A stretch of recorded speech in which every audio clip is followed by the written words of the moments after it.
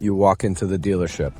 The new model is sitting under bright showroom lights, and it smells like plastic and ambition.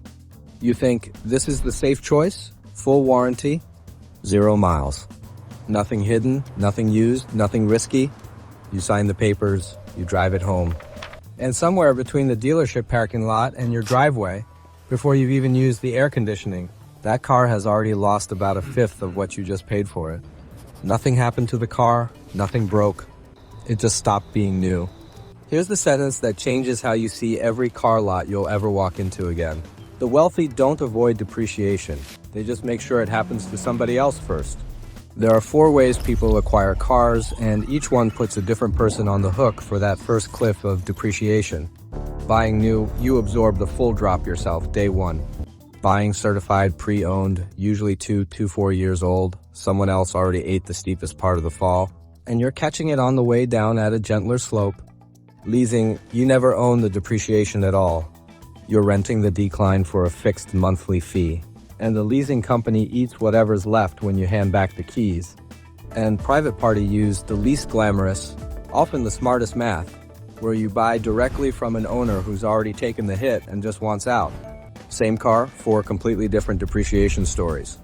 When you buy new, here's the actual inventory of what your money is going toward. About 42% of the sticker price is the vehicle's manufacturing cost. Roughly 18% covers dealer markup and profit. Another 12% goes to marketing and advertising baked into every car built that year, and the remaining chunk covers financing costs, dealer holdbacks, and incentive programs you never see on the sticker. You're not just buying a car, you're buying the marketing budget of every commercial that convinced you to walk in. Let's put numbers on the cliff itself. A new car priced at $35,000 can lose around $6,300. In value in the first year alone, some estimates put first-year depreciation between 19 and 24%. By year 3, that same car has often shed close to 40% of its original price. That's roughly $14,000 gone, not from an accident, not from mechanical failure, from nothing except time and a change of ownership status. Follow that lost value upstream and you find out who actually benefits from it. The manufacturer already got paid in full the moment the car left the factory. The dealership already got paid the moment you signed. The depreciation doesn't cost either of them a cent. It's a cost that transfers entirely to you, the new owner, the instant the car becomes used in the eyes of the market. Meanwhile, someone buying that same car 3 years later benefits from a curve that's already flattened. The steep part of the cliff, the first 12 to 24 months, is where most of the value disappears. After that, the car depreciates slowly, sometimes losing only 8 to 10% a year. So the real question isn't who avoids depreciation. Nobody avoids it. The question is who's standing at the bottom of the cliff when the value falls and who's standing at the top. Here's the counterintuitive part. The truly wealthy aren't avoiding new cars because they're cautious with money. Often the opposite. They can afford to buy new cars in cash without blinking. They avoid new cars because depreciation is one of the few financial losses with 0 offsetting benefit. No tax advantage for most personal buyers, no appreciating asset, no dividend. Just a straight, guaranteed loss the moment ownership changes hands. Call it the first owner tax, a mandatory fee paid only by whoever happens to be holding the car when it crosses from. It's the one tax that's completely optional to pay, and yet millions of people volunteer for it every single year.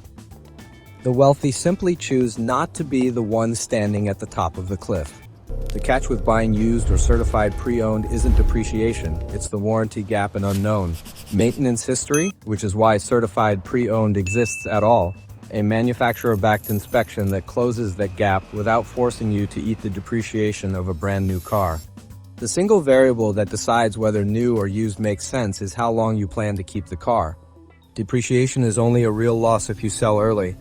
Someone who buys new and keeps a car for 15 years dilutes that first-year cliff across a much longer runway than someone who trades in.